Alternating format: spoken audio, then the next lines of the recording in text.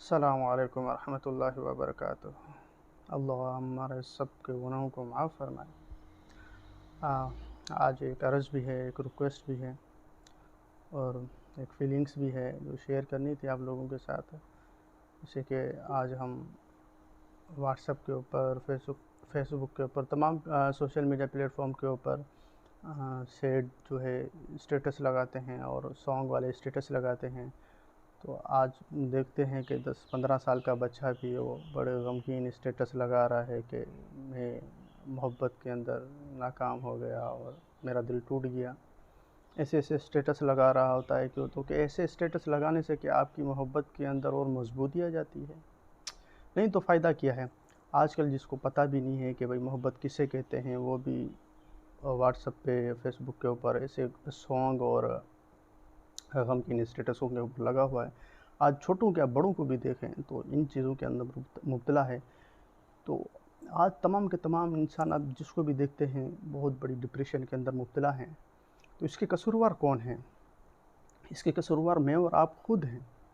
کیونکہ جس کو جیسا ماحول دیا جاتا ہے، جیسا معاشرہ بنایا جاتا ہے، اس حساب سے جیسا ماحول دیا جاتا ہے، اس حساب سے تربیت ہوتی ہے۔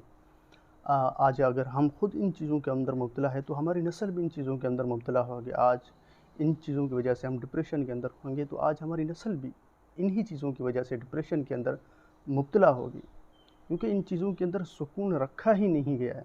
ہم خود کو تربیت ایسی دے رہے ہیں اور اپنے بچوں کو تربیت سکھا ایسی رہے ہیں۔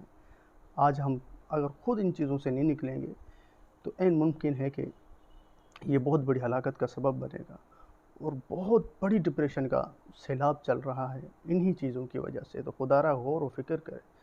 تو آپ سوشل میڈیا کی پلیٹ فارم کا اللہ تبارک و تعالیٰ کی محبت سکھائیں، خود کا اپنے دل کے اندر بھی آئے گی، لوگوں کے دل کے اندر بھی آئے گی۔ اور حضور صلی اللہ تعالیٰ علیہ وسلم کی طور طریقہ سکھائیں کہ آپ صلی اللہ تعالیٰ علیہ وسلم کی زندگی کس طرح ہوا کرتی تھی۔ تو یہ جب سکھائیں گے تبھی جا کے معاشرہ بنے گا۔ جب حضور کا طریقہ ہماری زندگیوں کے اندر آئے گا تبھی ہی کامیابی ہوگی۔ اس سے اور کوئی طریقہ ہے ہی نہیں کامیابی کا، سکون کا اور کوئی طریقہ ہے ہی نہیں۔ دنیا کی کامیابی اللہ تبارک و تعالیٰ نے رکھی ہی حضور کے طریقوں کے اندر ہے۔ تو ہم ذرا برابر نیکی ہوگی اس کا بھی اللہ تبارک و تعالیٰ بدلہ دے گا، اور ذرا برابر برائی ہوگی اس کا بھی بدلہ اللہ تبارک و تعالیٰ دے گا۔ یہ ثواب جاریہ کے طور پر ہے اور جاریہ گناہ کے طور کے اوپر۔ اب اگر آپ نیکی کی بات کو پھیلاتے ہیں تو آپ کا ثواب جاریہ کے طور پر جب تک وہ بات پھیلتی رہے گی آپ کو ثواب ملتا رہے گا۔ اور آپ ایک برائی کو پروموٹ کرتے ہیں تو وہ جب تک برائی پروموٹ ہوتی رہے گی۔ سب سے بڑا گناہ جو ہے، سب سے بڑی چیز جو ہے وہ فتنہ ہوتا ہے۔ یہ بہت بڑا فتنہ ہے۔ تو آپ جب تک سانگ چلتا رہے گا تب تک آپ جتنے بھی لوگ ڈپریشن کے اندر مبتلا ہوتے رہیں گے سب کا گناہ آپ کو ملتا رہے گا، اور سانگ کا الگ کا گناہ ہوتا ہے، اور جتنا وہ شیئر کرتے رہیں گے اس کا بہت زیادہ گناہ ملتا رہا۔ اللہ تبارک و تعالیٰ ہمارے ایمان کی حفاظت فرمائے۔ السلام علیکم۔